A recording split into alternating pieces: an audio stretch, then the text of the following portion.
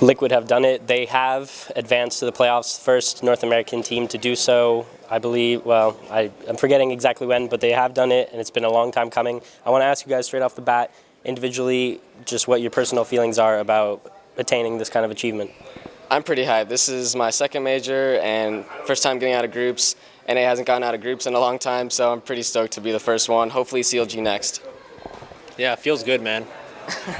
Feels HLTV, man. But okay, so there's a question that I don't want to forget it, so I'm going to ask you right away, and either of you can answer. Who made the call to put 3 on B to attain overtime?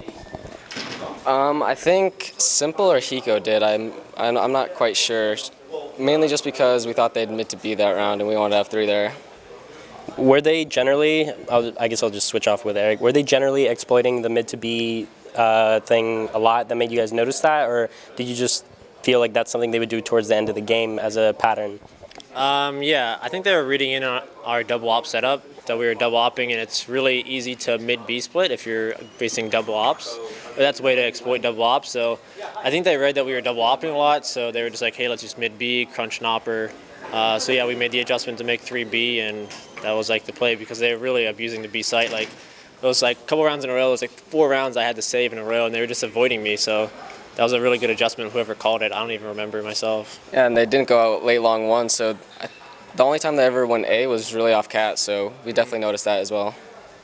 And I guess I'll ask this as well. Who was it exactly that spilled something accidentally that paused the game?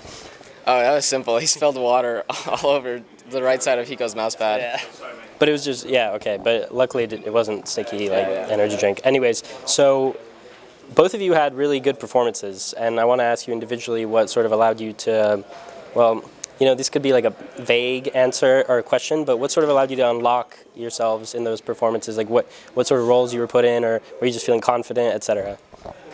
Me personally, for the past couple months, I've been off school finally, and I've been able to just sit down, watch demos of all the people that play my spots, and I've just been working on the individual side for me, and just deathmatching a lot, having a lot of hours, just playing the game.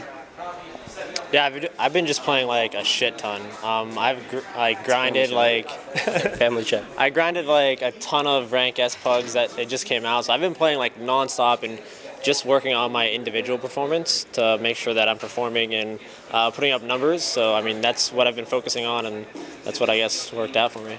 And so far, this interview has kind of been avoiding the elephant in the room, which is that you're basically on TSM or tryout, or yeah. But I guess what I wanted to say is, did that liberate you? Because, or maybe the not calling thing, anything like that, did you feel more liberated as a player? I don't know. I'm glad that I can come out and show that I can still compete with the best. I mean, well, yeah, I'm not trying to insinuate like that you would like sabotage.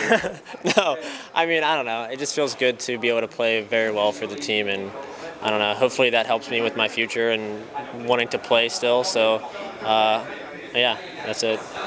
And going into the actual playoffs, I'm really blanking on who you guys would play. I don't know if you guys know. It's not official yet, but it's either between.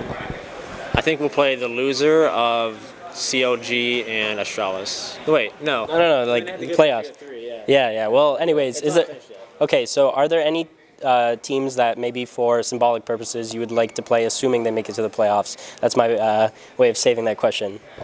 Maybe Astralis to get them back for the 16-0 that we had to take. Yeah, that'd be nice. And just another player question. Simple is we all saw what happened at the qualifier where he learned what it meant to be carried by teammates. He had a good game here as well. But how do you think he's sort of do you think he's mellowed out in a way so as to not overreact, feel the pressure? Do you think that also was in play here during this game? Yeah, Lan here he was pretty mellow. He was playing well, so that always keeps people happy.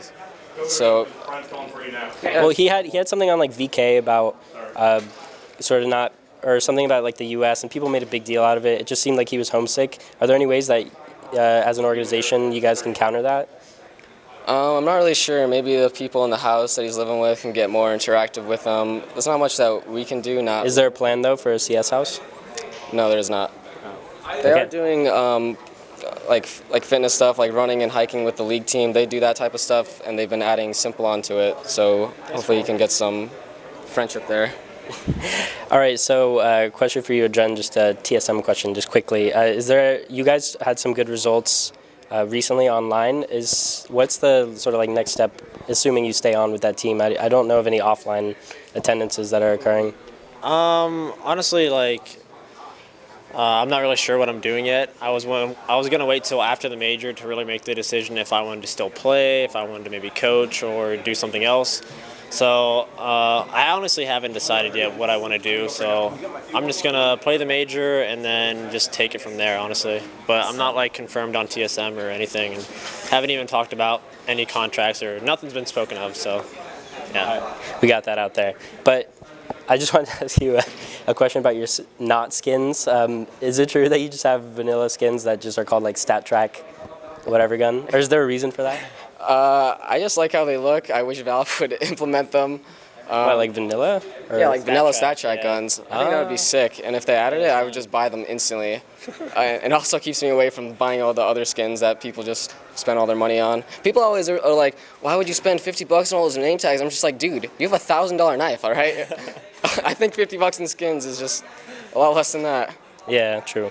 And one more question. A lot of people saw that when Crims killed you, he did a 360 teabag, but apparently you haven't seen that. So what are your thoughts on that? I mean, I typed in the chat BM, but it was just kind of a joke. I know the Fnatic guys are really nice, so I mean, I didn't take it to heart or anything, so it's funny. All right, so congrats on your performance. It was obviously exhausting for you guys, and hopefully you'll go far. That was the interview with Liquid, so we will have another interview with the winners of who advanced to the playoffs today. So far we have Luminosity and Liquid, so keep watching HLTV.